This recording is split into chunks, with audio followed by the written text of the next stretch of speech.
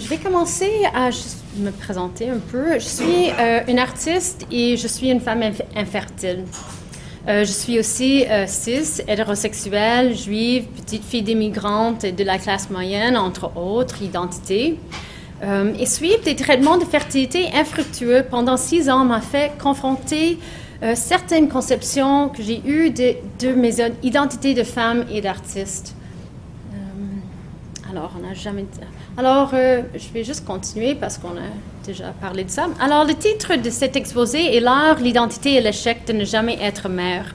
Et cette présentation sera séparée selon 3 axes, infertilité, identité et échec. Dans la section infertilité, j'explorerai la valorisation sociale de la maternité et la marginalisation des femmes infertiles. Dans identité, j'avancerai comment l'échec de ne jamais être mère pourrait influencer les constructions identitaires des femmes infertiles. Et dans la section échec, je proposerai un changement dans la façon de voir l'échec afin d'enlever les tabous autour de l'infertilité. Alors, j'aimerais souligner que même si je suis en processus de théorisation de ma propre pratique artistique, je suis reconnaissante du fait que je parle des expériences et écrits issus du milieu occidental et dans la plupart des cas des auteurs blanches. Je parle des expériences des femmes cis. Je ne peux pas et je ne veux pas prétendre que les défis auxquels font face les personnes trans en quête d'un enfant sont pareils. Alors, infertilité. Alors, depuis un jeune âge, on reçoit le message que la parentalité est un point central de son identité. Et ces voix sont fortes et bruyantes, surtout quand on est une femme. Par conséquent, les femmes infertiles réalisent qu'elles ne peuvent pas, quand les femmes infertiles réalisent qu'elles ne peuvent pas contrôler leur fertilité, des sentiments de honte et chagrin prennent forme. Dans une société qui fétichise la fécondité, être infertile, c'est être moins femme. Mon œuvre, artefact provenant d'un rituel contemporain de fertilité, est une installation employant un dispositif muséo-ethnographique. J'expose mes artefacts personnels, des fioles, seringues, dépliants, etc., reliques de mes 5 cycles de fécondation in vitro. Un texte mural en introduction donne contexte aux objets et divise le rituel en 4 étapes et donc 4 vitrines. Je parle de droite à gauche. Action préparatoire, simulation ovarienne, prélèvement d'ovules et transfert d'embryons. L'installation est exposée dans une galerie d'art et en conséquence, mes objets quotidiens de fécondation in vitro deviennent investis d'une valeur artistique et donc sociale. Dans cette œuvre, je suis à la fois le sujet et l'objet de l'œuvre, dans laquelle le personnel devient politique. Mais qu'y a-t-il de politique dans cette œuvre? Bon, je vous laisse décider, mais pour moi, c'est une exploration de mes expériences avec la fécondation in vitro, un processus vivement coloré par les politiques du corps féminin, de la maternité et des normes sociales.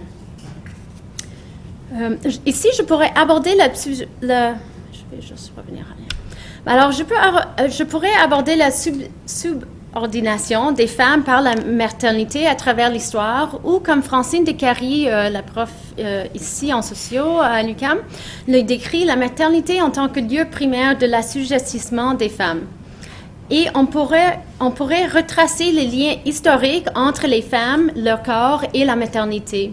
Mais pour ce qui nous concerne, je prends le fil au début, les années 60-70. Alors, certaines féministes militantes, théoriciennes et artistes ont lutté pour le choix de refuser la maternité. Et d'autres ont revalorisé la femme-mère comme source d'épanouissement. Mais pour les femmes infertiles, ni l'un ni l'autre ne trouve son écho. La psychologue Anne Wallet trouvait que le contrôle de la fertilité tournait autour de la contraception et de l'avortement. L'importance de l'infertilité et ses combats particuliers n'était pas reconnue.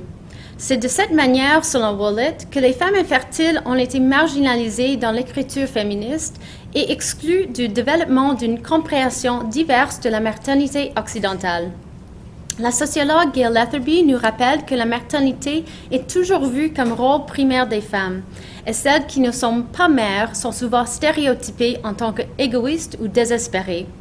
Et par conséquent, ces femmes sont vues en tant que l'autre dans le discours dominant des normativités féminines, surtout dans une société qui attache une grande valeur aux enfants et à la maternité.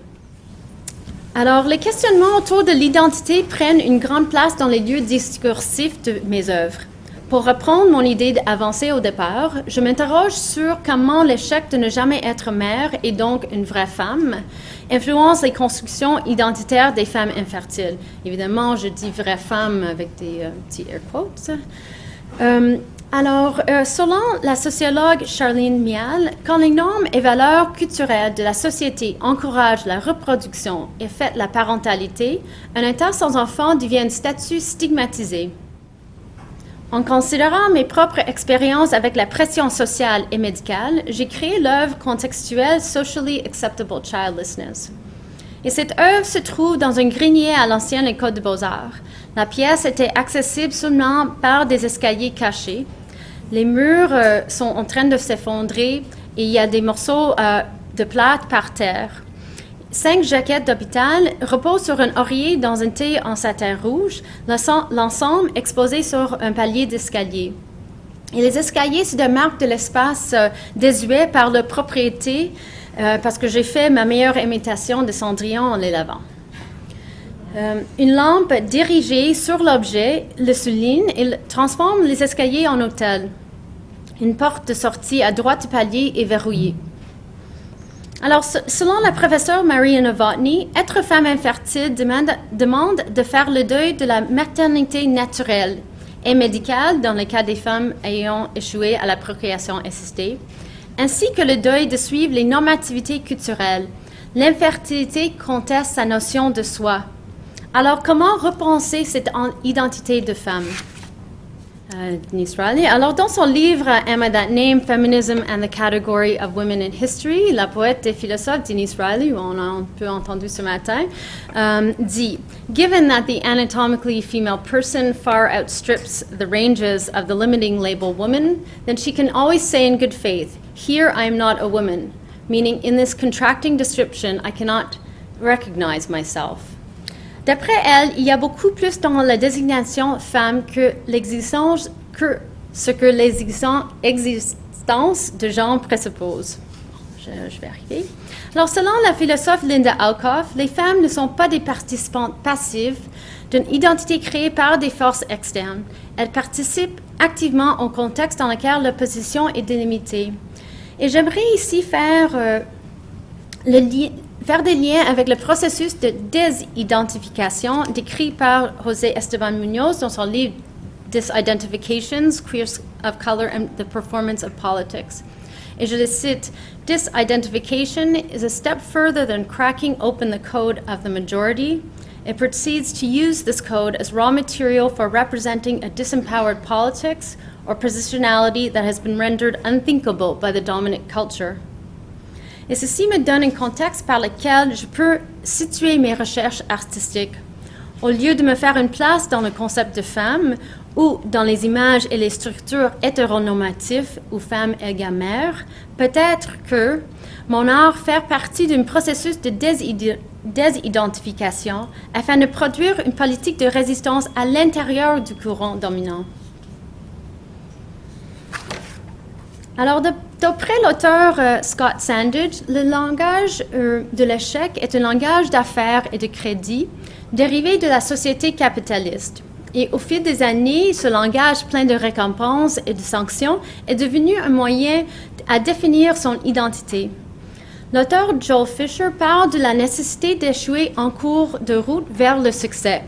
Cette notion revient à plusieurs reprises quand on étudie l'échec, souvent accompagnée de la fameuse citation de Samuel Beckett dans Wordsworth Ho, « Ever tried, ever fail, no matter, try again, fail better ». Mais ce dicton qui nous propulse à toujours continuer sans cesse a des conséquences importantes pour les femmes infertiles. Dans les milieux médicaux, la seule balise du succès est un enfant. Faire face à son infertilité n'est pas une option. Dans l'année 2012, au sommet du programme gouvernemental de procréation assistée du Québec, le taux de grossesse était 22,4%. Cela veut dire que 77,6% des traitements ont échoué. Alors maintenant, voilà. Je vais juste faire jouer un petit... je vais essayer de faire jouer. Alors, c'était supposé être une bande sonore de 20 minutes de 35 secondes dans laquelle je récite les médicaments, rendez-vous médicaux aux mesures intimes prises de jour en jour pendant mon 5e et dernier cycle de fécondation in vitro.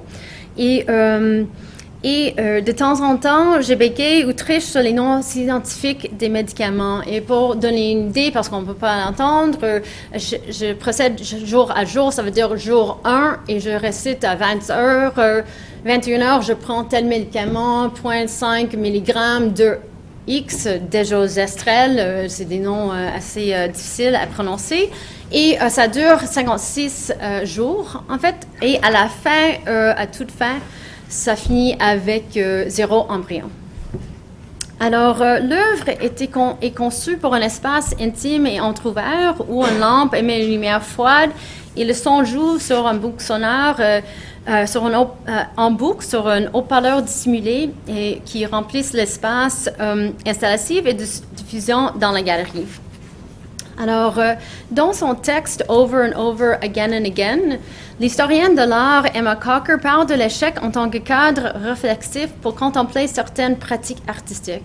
Mettre de l'avant l'échec, selon Cocker, pourrait démontrer une lutte contre la logique capitaliste du succès et la logique des normativités. Dans l'espace de l'œuvre Échec quantifié, mon corps se transforme en lieu de dysfonctionnement. L'échec est calculé, mesuré et mis de l'avant. Dans son livre The Queer Art of Failure, Jack Halberstam parle d'une hétérosexualité ancrée dans la logique de la réussite, où le corps queer devient preuve d'échec.